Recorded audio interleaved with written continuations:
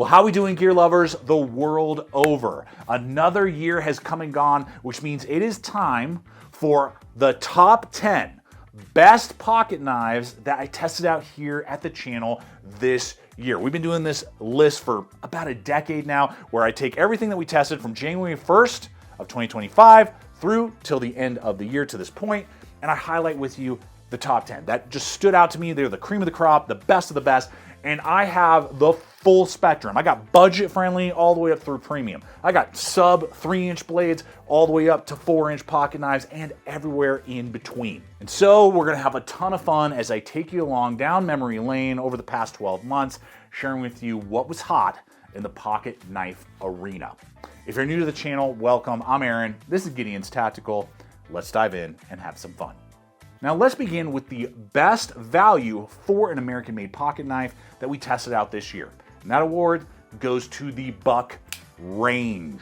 Now they dropped this about halfway through the year, and they released it with two versions. You could get the Elite version, which I tested out and reviewed, which was built out of MagnaCut with aluminum handles, with a crossbar lock, ambidextrous, bronze washers. I mean, they really listened to the community and executed an exceptional tool, and you could get that in full size or in mini, and it was actually pretty good value for all those materials, all USA made. But they also released a Pro Edition that you could get small or large, but it had 154 cm steel, one of my favorite kind of mid-level stainless steels. They've done great work with that over the years over at Buck, and polymer handles, and it cut the cost by almost $100. This thing is like $125 on average, and you can get it in small or large, and this full-size version right here is an excellent tool, and I actually prefer it over the more premium Elite in MagnaCut and aluminum, because it has more texture on those polymer handles, thin blade but has a saber grind, means that it's more robust but still very slicey, and it just is a very high performing tool that is more geared kind of towards the working man. And I would absolutely take this on hiking trips, backpacking, but also just general EDC with several different color combinations. It's just a great hard-working tool that's extremely well executed. Now, one thing of note, I was not a fan of the mini version. It did not fit my hand ergonomically, and I did not enjoy using it because of its grip. It functions fine, but with my large size hands and 3¼ inches knuckle span, when you put your hand like this, that's how big my hand is, it just didn't fit right. I have another blade on this list that's around that same size that works a lot better for me ergonomically. So just weigh that. If you have larger hands, I would definitely stick with the full size and not go to the mini. Now, I want to make one thing real clear. No company has paid or sponsored to be on this list. This is purely my opinion based off of my usage throughout the year with these tools, and I'm just sharing my thoughts with you.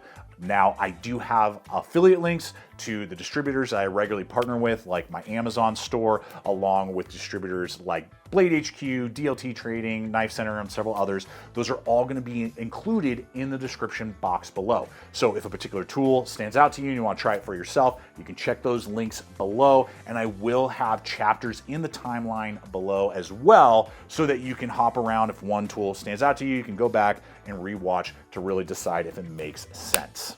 Now, everybody loves a good comeback story.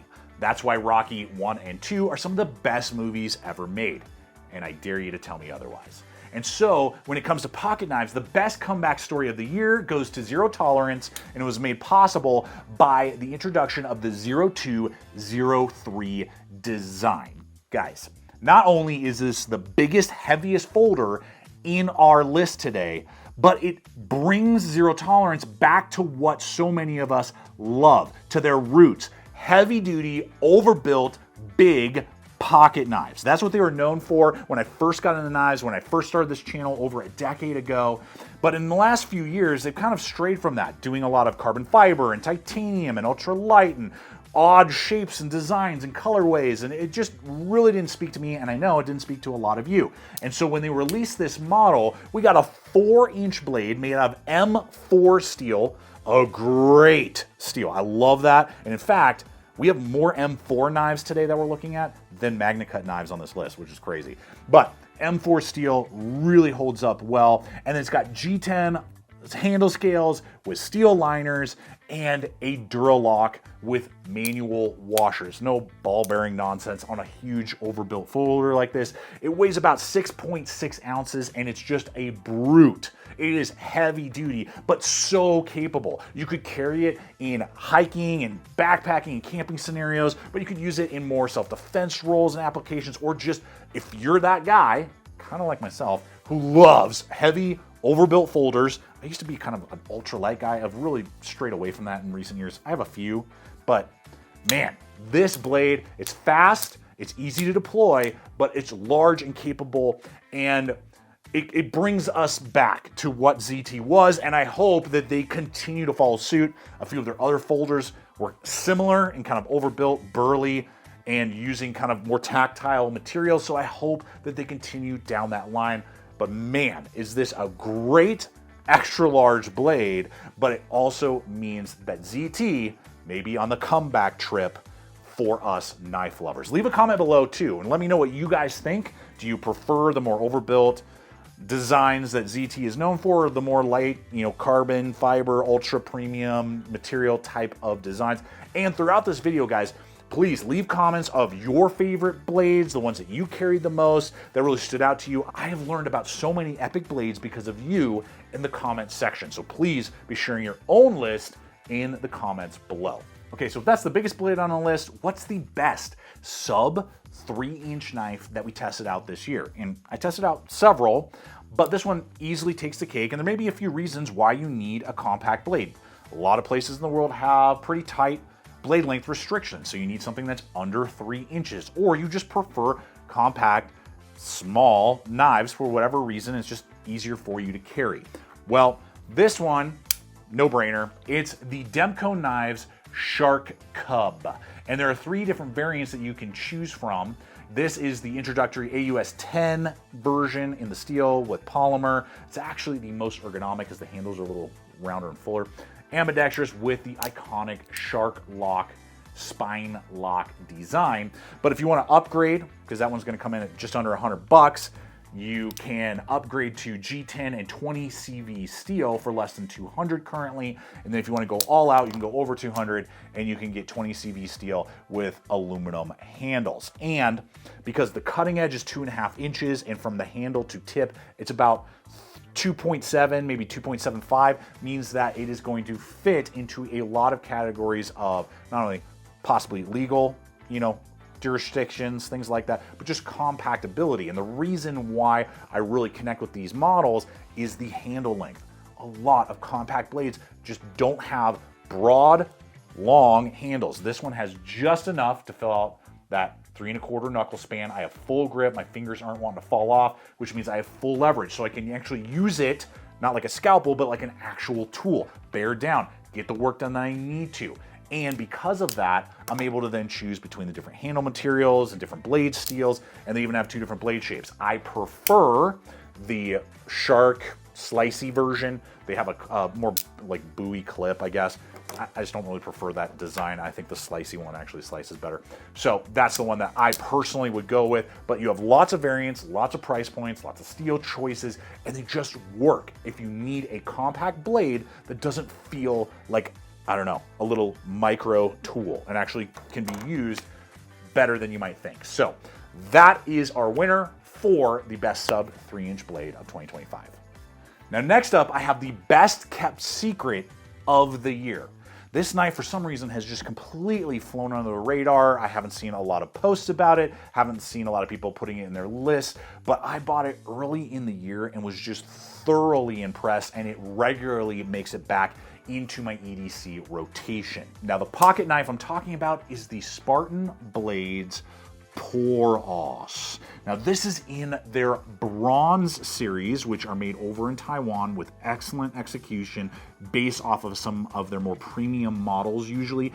This is sporting 154 cm, again, a great stainless steel, but it has a piercing design that is super aggressive, that usually you have to pay quite a bit more, but it has a high flat grind, piercing tip, great edge geometry that was shockingly good to be used in carving, but also, woodworking, cardboard and cordage. A lot of times, aggressive, air quotes, tactical knives that are in this design have really low, thick grinds. This is thin and slicey, but still has enough robustness behind it to get a lot done. It even has a 90-degree spine, and just the way it's cut in actually makes it very easy to start a fire with. But then you get G10 handles, it's ambidextrous, and the flipper action is excellent.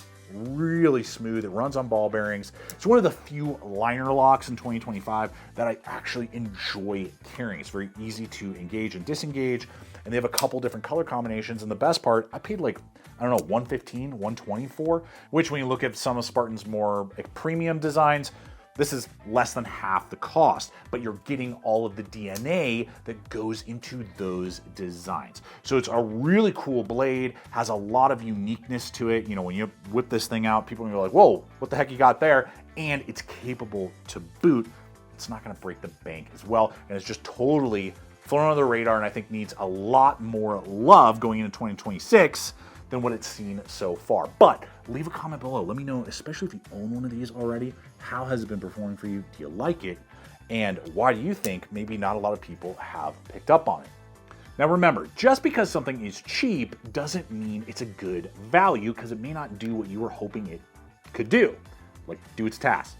So this is the best budget and value you can find almost of all time, in my opinion, but definitely of the year, and it is the Flytanium Beef. Now, I don't know why I drug my feet in buying this for so long. It goes for $60, and what you get for this knife is a standard Sandvik 14C 20N steel, one of my favorite kind of budget steels. Works great. You can get so many customizable options. Flytanium is known for customization, so you can trick out different colors on the blade, different handle scale materials. You can swap out thumb studs, pocket clips. It's ambidextrous, runs on a crossbar lock.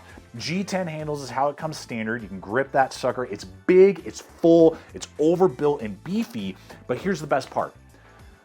Okay, $60 was what this goes for. For $80, you can get an S90V blade. That's what I did, so you can upgrade this thing if you like how it performs and take it to like 11 on the premium scale. And then on top of that, they have their bits warranty, which is one of the best pocket knife warranties around.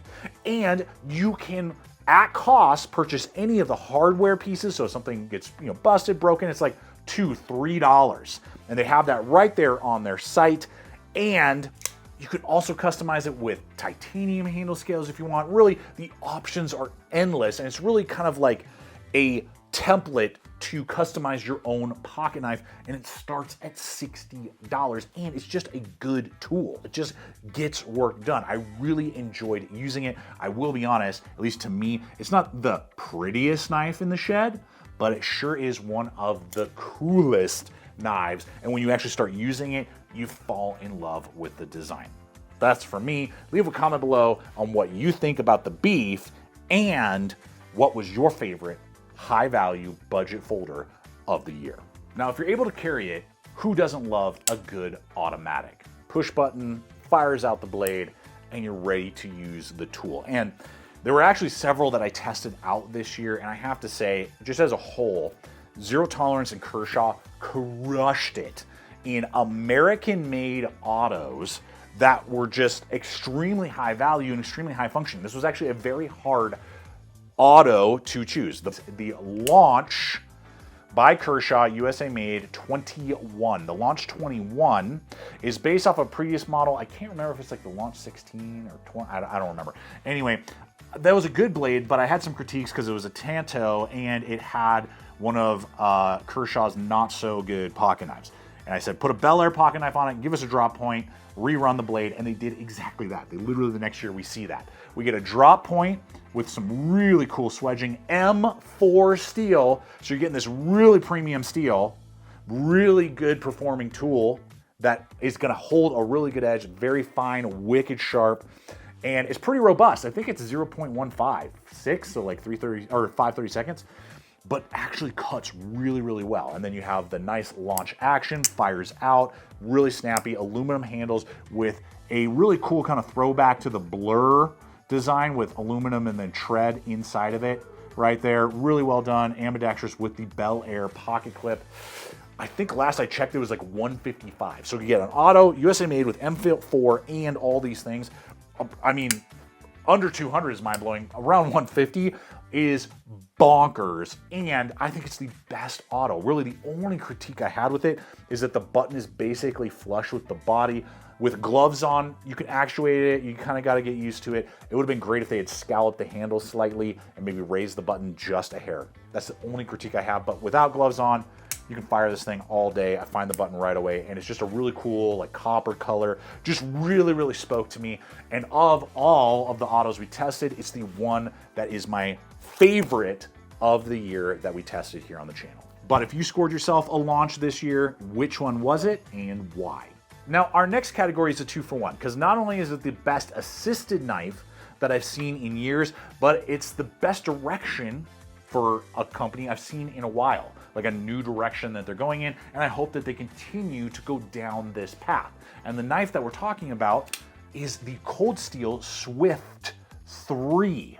Now, I tested this out early in the year and was not really expecting a lot, but was actually thoroughly impressed with what this brings to the table. Not only because assisted blades have kind of fallen out of favor in the knife industry. They used to be very popular. Cold Steel was never known for like assisted and autos. I think the Swift may be one of the only lineups that they have that has any sort of spring assist at all. But if you were to ask me, hey, I like spring assist, I can't have an auto, but I want something with a spring assist, this is one of the best options I've seen in a long time. So that alone, but then we add to the fact that this is about the size of a Recon 1, but we have full stainless steel liners with G10 handles. This thing is just a hair over 6 ounces and just under that ZT in weight. So I mean, it's a beast in the hand. If you like that feeling in your pocket knives, it feels like a tank. And then you add to that with about a 4-inch blade, and it's using M4 steel, our third and final blade with M4, which is a great steel. And I know I'm gonna get questions like, how do you resharpen your tools and stuff? I always get those. A WorkSharp field sharpener hones every blade that you see here. And I usually just use this to maintain my blades. And it's rare that I have to bust out a full resharpening root profile kit as long as you're just up on the blades. And they make great gift items around the holidays and birthdays as well. So I'll try and link one popping up wherever, but this can easily maintain an M4 steel blade. So the design really connected with me. It has an assisted feature and actually is unlike most assisteds because of the Atlas lock. It'll go down to past 90 and then hit the spring, and then you can close it one-handed. So I really like that feature. Has an assisted safety lock as well, so you can actually lock it out and kind of make it even more durable. And then on top of that, this is the first Atlas lock design that I actually really connected with and enjoyed using. It fit in my hand right. It just seemed to work really well. I thoroughly tested it and held up just as well as the Triad lock on my Recon 1. And I said to myself, along with other little details like a new pocket clip, things like that, and then the value point, I've been able to stumble across these on Midway USA for like $125. So I mean, maybe a little bit more than that. I mean, that is bonkers for all of these features, design attributes, and I hope that they start going in this direction. I'd love to see a de-assisted version. I'd love to see like maybe a 3 1/4 or 3.5 inch version for a little bit more compact carry for those who need it. I think there's a lot of legs still left in the Swift kind of lineup in general, but if Cold Steel can build on this and kind of go in that direction, I think that there is a bright future, and it's not just relying on legacy designs that they've had forever to keep the brand going. So this was very exciting, not only for the assisted side, but also for the overall design and what it might mean for Cold Steel in the future. And if you own one of the Swift 3s, let me know what you think about it. How does it perform for you? I know some people are asking. I think there might be a way to de-assist it. I'm not quite sure. Leave a comment if you know how, or if there's like a video, maybe you can link it somewhere or something like that. But guys, very cool blade. And if you like assisted features, that is a great option and holds and carries the legacy of Cold Steel's kind of overbuilt big folders into a new design era. I don't know why I've got Holy Diver, the cover by Killswitch Engage, is my favorite, stuck in my head right now. Shout out all you metalheads. Okay, next up, not only the best MagnaCut folder of the year, but I would argue just the best like cost for MagnaCut on a pocket knife, you're probably gonna find them. There might be one or two floating around that might be a little less, but I would argue for American-made blade, the Hogue Misto takes the cake. Mind-boggling execution. What you get for the tool is almost unmatched in the world of pocket knives at the end of 2025. Fight me, bro, if you disagree, because I don't know of another one that leaves the amount of detail, execution. We're talking about MagnaCut that is 62 to 64 HRC, right? It's better than what you're gonna find on like Benchmade's and some other, distributors out there. Add to that you have several colorways. They have rich light handles that they have, and I really like rich light. It's a cool material. It's like a blending of like micarta and G10 is what it feels like. It's a compressed paper, but isn't as porous as like micarta, so it won't absorb quite like it. It's very unique material. I have the like earth one, but you can get like blue in the water. You can get fire with the red. There's lots of different color combos.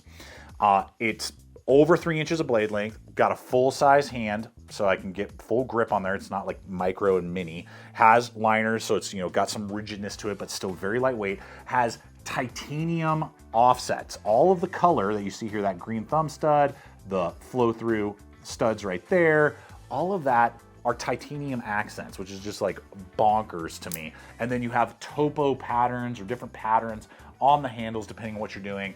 The deployment is ultra smooth. It is a great folder that is extremely hard for other brands to compete with. The only one that I really know of is like the Bel Air series, and the Bel Air series is great, but they're not as tricked out. This has way more patterns to it, color combos and different things like that, than what the current lineup in the Bel Air series offers. Those are like the only two knives I know that even come close in value with MagnaCut, made in America, and are sporting all these features. So the Misto is hands down one of the best folders that we tested out this year, and one of the best ways that you can get MagnaCut on a folder, and is actually our only MagnaCut folder that we're looking at that actually makes it onto the list, which is wild. But that's the way it goes sometimes. Okay, so we got two left. Let's go to the next one, which is the best and most revolutionary design in years. We just talked about it a few weeks back, and I don't know what I was smoking when I first saw it and got it. I just was so distracted kind of around Blade Show. But it is the Work Sharp RMX Pocket Knife Series. Now, pocket knives shouldn't be made by sharpening companies, right? I mean, they should be focusing on keeping the blade sharp and not going into a pocket knife arena. That is not what Work Sharp did, and it is mind-blowing, the execution right out of the gate. There's no like 2.0, like, oh, there's a lot of wonky stuff we got to figure out. Here's what they did. If you've been sleeping under a rock this year, they've sold out, I think, like 5 times. Because what Work Sharp is doing is they're sourcing these models from some of the best areas in the world. They're getting like the handle material from certain places and the blade material from certain places. And then they call it bench building. It's bench built in Oregon. So you're getting USA made assembly, which is awesome. And here's what they're doing. You get a choice between either a drop point M390 steel with a 60 to 62 HRC, or you get a CPM 3V, and I love CPM 3V. I hope I see more pocket knives with it. Full flat grind, ultra slicey, reverse tanto variant. That's the first thing. Same exact cost that you can go with.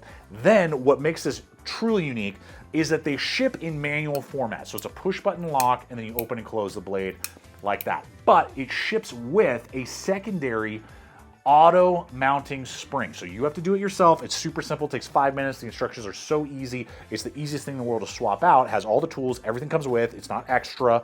And then you can make it into a push button automatic if you so desire. Obviously do that all at your own risk and follow all your rules, all the things, know what you're doing. But now this knife can comes to me manual, but then I can swap it out and make it into an automatic.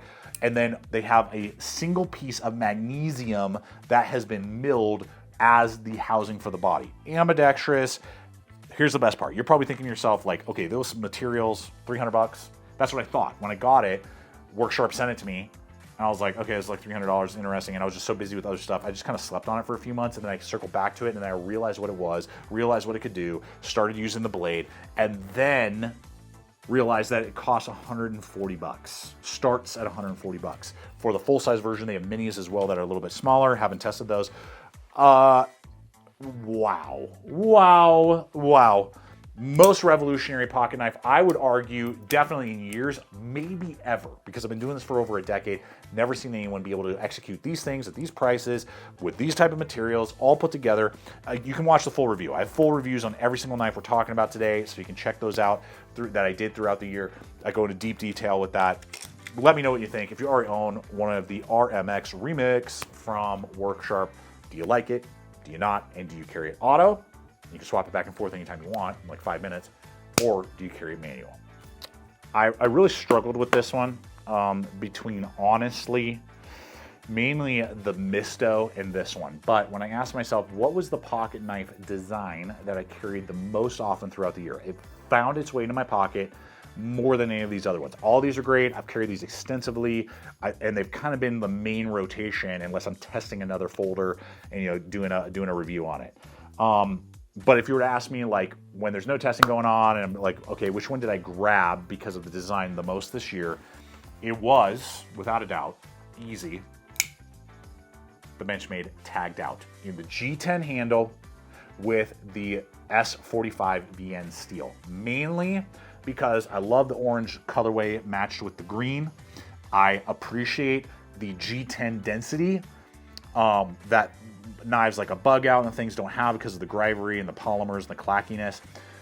The S45 VN steel is fine. I mean, I'm not blown away by the steel, to be honest with you. I almost kind of would prefer either MagnaCut or not kind of. I would prefer MagnaCut or M4 of the steels that we've talked about a lot today and stuff.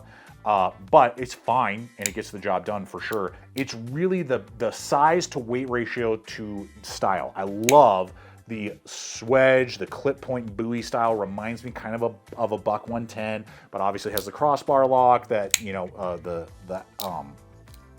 axis lock, that Benchmade is known for. And then I have full handle grip, and it's light, but it's not like ultra light. And so I carried it EDCing so often. Great for shorts carry because it's still a pretty big blade, but I could carry it in like basketball shorts during the summer and didn't know it was there, didn't weigh down the pants or anything like that. It could take it hiking. I took it on, a couple different trips that way, different things like that. And then add to that when they came out with their kind of like, I'm air quoting massively here, their budget, ultralight, whatever you want to call it, variants in the same design with LMAX steel, great steel choice. Grivery, like what you get on the bug out, the standard bug out. But I say LMAX I prefer over S30V, still the bigger size, so it still has that profile, and it was like 210. It's like 210 because this thing is not cheap. It's like 300 bucks. So this variant, if you like the design but you don't want to invest in that much, cash, or you prefer ultralight stuff, then this is a great alternative. So when those two came to mind or came, on the scene, I, of all of these, found one of those two variants in my pocket the most, and of the two, the G10 variant the most.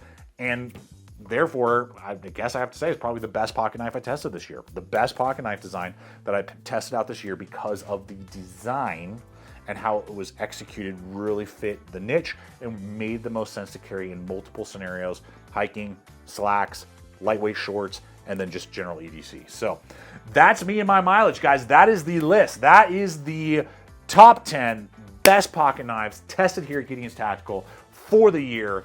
And I cannot wait to see what 2026 brings to the table. We're gonna hit the ground running. I got so many things planned. I got a whole table of pocket knives, fixed blades, and gear ready to rock and roll. So stay tuned. I hope that you guys have a great end of year, that God totally shows his love and blesses you. Oh, and before I forget, if you like this style, I just completed the best fixed blades of the year. I'll have that tagged.